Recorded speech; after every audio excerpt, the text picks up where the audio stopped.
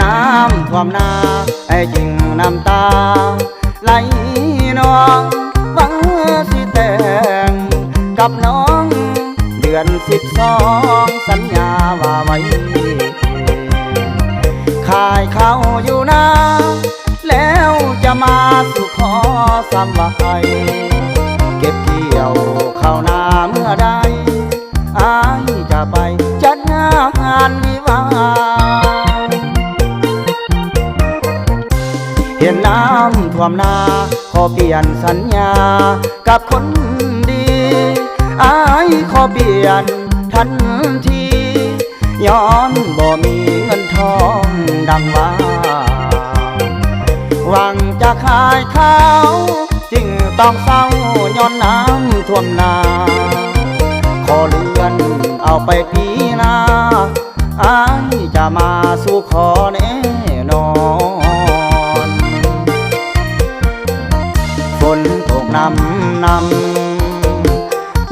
ำจนไหลล้นบ่าไหลล้นขึ้นท่วมทุ่งนาไหลท่วมป่าไหลท่วมดงนอนหน้าทงหน้าทามเข้างามต้องตายแน่นอนหน้าอ้ายน้ำท่วมทุกบ่อนงามงอนจงได้เห็นใจเห็นน้ำท่วมนาขอเปลี่ยนสัญญาสิได้บ่ขอให้น้องคอยรอจะไปขอลงนางที่ใหม่ปีนี้ผิดหวังแต่ก็ยังปีหน้าต่อไปน้ำแกงบ่ท่วมดังใจอ้ายจะไปสู่ขอน้องนา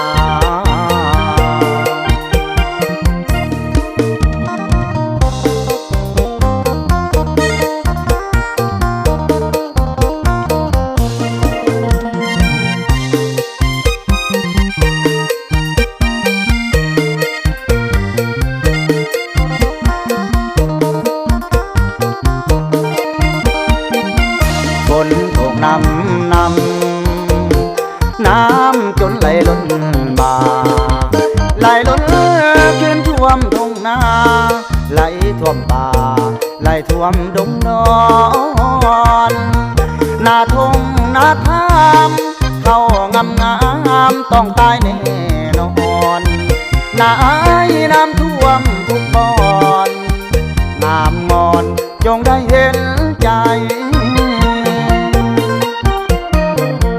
เห็นน้ำท่วมนาขอเปลี่ยนสัญญาสิได้บ่ขอให้น้องคอยรอ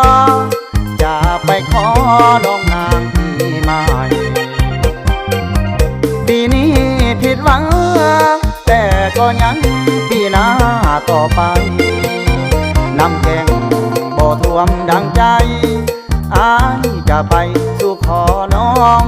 นา